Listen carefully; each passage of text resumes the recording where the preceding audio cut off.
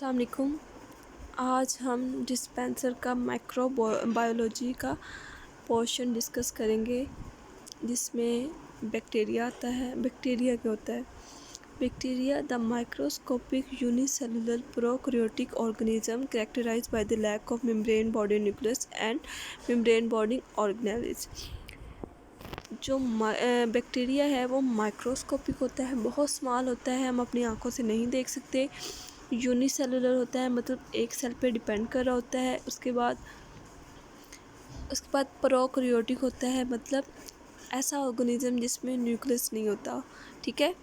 और उसमें membrane bonding organelles भी नहीं होती, मतलब कुछ ऐसी ऑर्गेनेल्स होती हैं जो हमारे ह्यूमन बॉडी में तो होती है लेकिन बैक्टीरिया में नहीं होती, जिस तरह माइटोकॉन्ड्रिया, गोल्गी एपरेटस और राइबोसोम्स। उसके बाद क्या क्लासिफिकेशन होती हैं बैक्टीरिया की? 3 टाइप्स होती हैं। 30 मॉर्फोलॉजी हम कहेंगे किस टाइप के नज़र आते हैं, क्या शेप्स होंगी उनकी। तो 3 तरह के नज़र आते हैं। पहला है कोकस, दूसरा है बेसिलाई, तीसरा है स्पाइरल।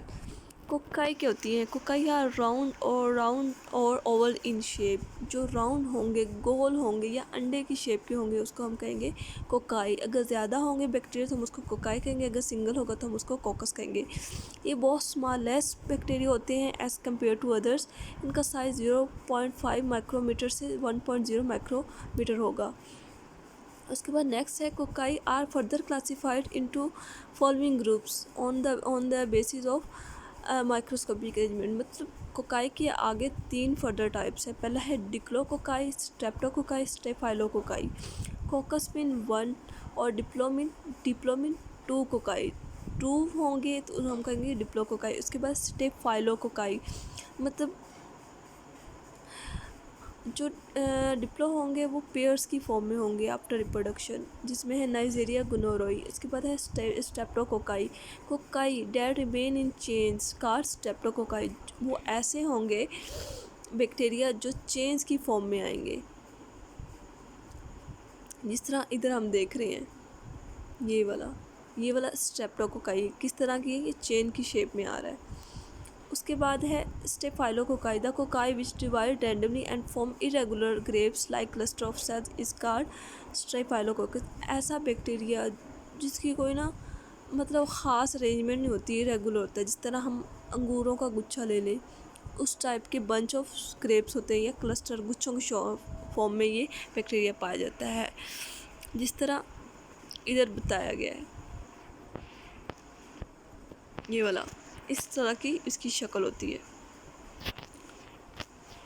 उसके बाद है bacilli. Bacilli are rod shape bacteria.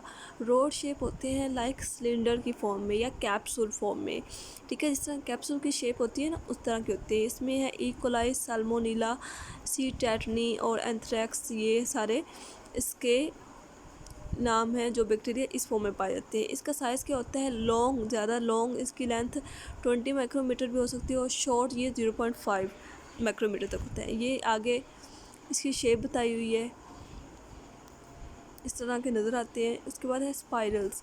Spirals क्या है? इसकी भी आगे 3 टाइप्स हैं। पहली है वाइब्रियो, और दूसरी है स्पाइरिला, तीसरी है spirochetes. Vibrio curve rods that resemble comma, जो कोमा शेप के होंगे उसको हम कहेंगे कि ये वाइब्रियो है। वाइब्रिया कोलेरा, जो कोलेरा डिजीज़ काज करते हैं, ठीक है, ये वाला होगा।